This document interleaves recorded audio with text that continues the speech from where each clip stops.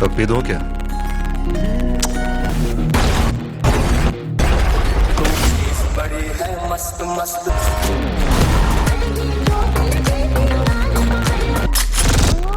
Doctor ও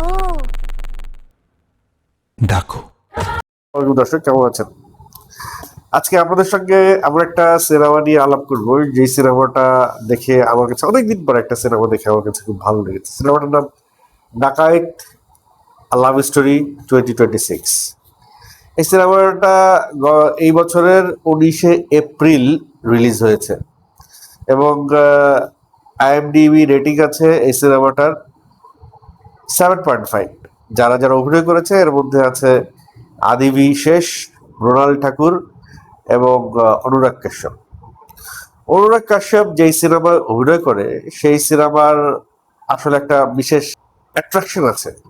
ওই সিনেমায় একটা আলাদা গল্প আছে। গল্প আর টুইস্ট না থাকলে অনুরাগ কাশ্যপ এরকম কোনো সিনেমায় খুব একটা তার অন্তর্ভুক্তি রাখে না। তো সিনেমাটা আমার মনে হয় না খুব বেশি মানুষ দেখেছে, কারণ সিনেমাতে ধানুষ বা রণবীর কাপুর বা রণবীর সিং নাই, বা আলিয়া ভাট নাই।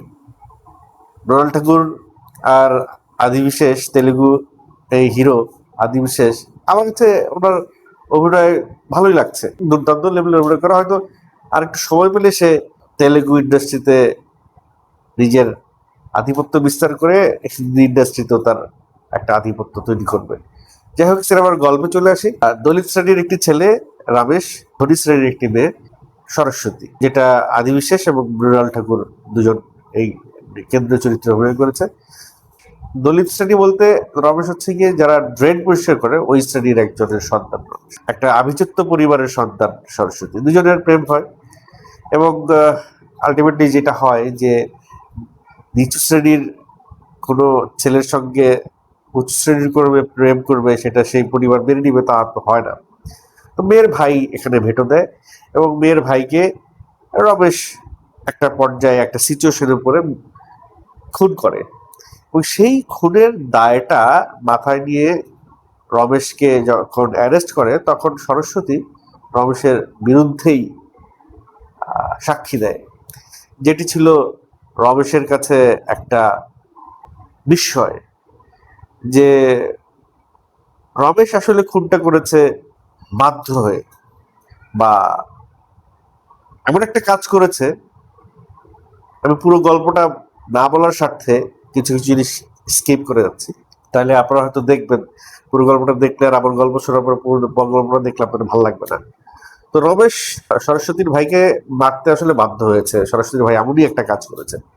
তো সরস্বতীর এই সাক্ষী রমেশের হৃদয়টা ভেঙে দেয়। রমেশ খুবই কষ্ট পায়, রমেশকে শাস্তি দেওয়া হয়, সে জেলে চলে যায়, 13 বছরের সে জেল খাটে এবং 13 বছর পরে সে জেল থেকে পালায় সরস্বতীকে শিক্ষা দেবার জন্য, সরস্বতীর উপরে রিভেঞ্জ দেবার জন্য। এবং জেল থেকে পালিয়ে সে যখন সরস্বতীর কাছে গিয়ে পৌঁছায় তখন দেখে অলরেডি প্রকৃতি সরস্বতীকে এমন একটা রিভেঞ্জ দিয়ে রেখেছে যেটা দেখে তার খুব একটু সহানুভূতি হয়। সরস্বতীর যে স্বামী সে হাসপাতালে ভর্তি, কোভিড হাসপাতালে, আর সরস্বতীর একটা 13 বছরের মেয়ে আছে। আর সরস্বতী হাসপাতালের খরচ জোগাড় করবার জন্য দাঁড়ে দাঁড়িয়ে ঘুরছে। তো এরকম একটা দৃশ্য দেখার পরে যে কোনো এক্স বয়ফ্রেন্ড বা সাবেক প্রেমিকের কষ্ট লাগারই কথা। তো তারপরেও সে সরস্বতীর উপরে একটু রিভেঞ্জ সে নিতে চায়। সে সরস্বতীকে একটা প্ল্যান বলে। প্ল্যানটা হলো যে ওই হাসপাতালে অনেক অবৈধ টাকা আছে, ওই টাকা তারা চুরি করবে, ওই টাকা দিয়ে সরস্বতীরও টাকার জোগাড় হবে, আর রমেশেরও দেশের বাইরে চলে যাওয়ার একটা পথ তৈরি হয়েছে, সেখানে যাইতে অনেক টাকা লাগবে, সেই টাকা জোগাড় হয়ে যাবে।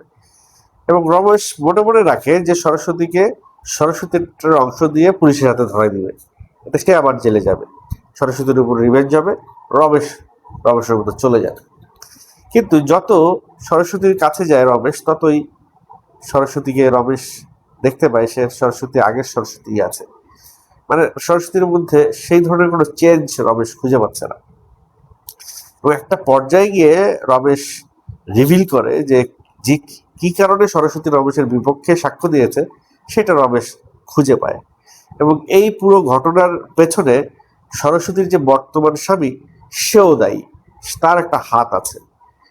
এবং সরস্বতী যে টাকাটা সে জোগাড় করার চেষ্টা করছে সেটি আসলে তার স্বামীর জন্য নয়, সেটি তার নিজের জন্য জোগাড় করার চেষ্টা করছে। অর্থাৎ সরস্বতীর এমন একটা ক্রাইসিস হয়েছে, এমন একটা রোগ হয়েছে যে রোগটার জন্য কিউর করার জন্য একটা হিউজ অ্যামাউন্ট অফ মানি দরকার অপারেশনের জন্য, ডোনারও রেডি, কিন্তু টাকাটা নাই। তো তখন রমেশ টাকাটা জোগাড় করে এবং সরস্বতীকে সেই টাকা দিয়ে হাসপাতালে যাইতে বলে। আলটিমেটলি লাস্টের দিকে আমরা জানতে পারি যে সরস্বতীর জন্য যে টাকাটা সরস্বতী নিয়ে গেছে, যে কারণে যে অপারেশনের জন্য নিয়ে গেছে, যে ডোনার রেডি ছিল সেই ডোনারও নাই। শেষমেশ রমেশ নিজেই ডোনার হয়ে যায়। অর্থাৎ সরস্বতীর হার্ট ট্রান্সপ্লান্ট করা লাগবে, যেটার লাস্ট মানে ওই মুহূর্তে ইমিডিয়েট একটা সিচুয়েশনে সরস্বতীর ব্লাডের সঙ্গে শুধু রমেশের ব্লাডই ম্যাচ করে, সেটা সিনেমার প্রথম দিকে ক্লুটা দিয়ে দেয়। এবং এই কারণে রমেশ নিজেকে হত্যা করে মানে নিজেকে নিজের উপরে পুলিশের কাছে সারেন্ডার করতে গিয়ে পুলিশ তাকে গুলি করে এবং সে অনুরাগ কাশ্যপের কাছে বলে যায় মরার আগে যে তার জুলিয়েটের খেয়াল যেন রাখে। এইভাবে রমেশ তার নিজের হার্টটাও লাস্টের দিকে সরস্বতীকে দিয়ে যায়। কিন্তু সরস্বতী এই সমস্ত কিছুই জানে না, সব কিছু জানতে পারে যখন এই অনুরাগ কাশ্যপ সব কিছুর পরে গিয়ে সরস্বতীর সঙ্গে দেখা করে। এরপরে সরস্বতী তার হাজবেন্ডের সঙ্গে কি রিয়াকশনটা করে, এটাও একটা দেখার মতো সিকোয়েন্স তৈরি হয়েছিল। তো পুরো মানে এত চমৎকার একটা লাভ স্টোরি গল্প এটা।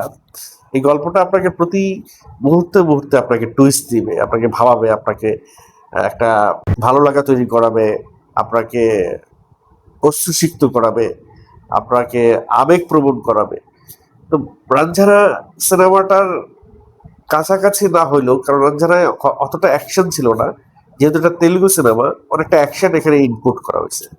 সো অ্যাকশন ইনপুট করতে গিয়ে ইমোশনটাকে জবাই করতে হয়েছে অনেক জায়গায়। অনেক জায়গায় ইমোশন বিল্ড আপ করা যেত এখানে, সেখানে ইমোশনটা বিল্ড আপ না করে অ্যাকশনটা বিল্ড আপ করছে। তো গল্প তো 2.5 ঘন্টার মধ্যে শেষ করতে হবে, যার কারণে একটা স্যাক্রিফাইস করতে হয়েছে। তারপরেও সিনেমাটাকে আমি বলবো যে দেখার মতো একটা সিনেমা। IMDb রেটিং এ যেহেতু 7.5, আপনারা চাইলে সিনেমাটা দেখতে পারেন। যারা যারা সিনেমাটা অলরেডি দেখেছেন তাদের কাছে ডাকাত লাভ স্টোরি 2026 কেমন লেগেছে একটু কমেন্ট করে জানাবেন। আমার কাছে আদি বিশেষের এই সিনেমাটা আমি ফার্স্ট সিনেমা, তার অ্যাক্টিং করা ফার্স্ট কোনো সিনেমা আমি দেখলাম, এবং আমার কাছে এই হিরোটাকে যথেষ্ট ভালো মনে হয়েছে। খুব ভালো অভিনয়, খুব ভালো অ্যাপিয়ারেন্স, সব কিছু মিলিয়ে আমার কাছে মনে হয় খুব শিগগিরই সে বলিউডে প্রথম সারির দিকে চলে আসবে। এবং মৃণাল ঠাকুর অ্যাজ ইউজুয়াল খুবই ন্যাচারাল, খুবই আবেদনময়ী, চমৎকার অ্যাক্টিং করেছে। অনুরাগ কাশ্যপের অ্যাক্টিং কি বলবো, সিনেমাটা দেখতেই হবে অনুরাগ কাশ্যপের অ্যাক্টিং দেখার জন্য। আদার্স যারা ছিল এই সিনেমায় অভিনয় করেছে সবার আসলে স্পেস কম ছিল, অতটা স্পেস দেওয়া হয়নি। এই 3জনকেই বেশি স্পেস দেওয়া হয়েছে, এই জন্য এই 3জনের অ্যাক্টিংটাই আপনাদের কাছে সবসময় মনে থাকে। সিনেমাটা দেখা শেষ হলেও এই 3জনকে আপনারা ভুলতে পারবেন না। তো যারা যারা ডাকাত আর লাভ স্টোরি 2026 দেখেছেন একটু কমেন্ট করে জানাবেন আপনাদের কাছে কেমন লেগেছে।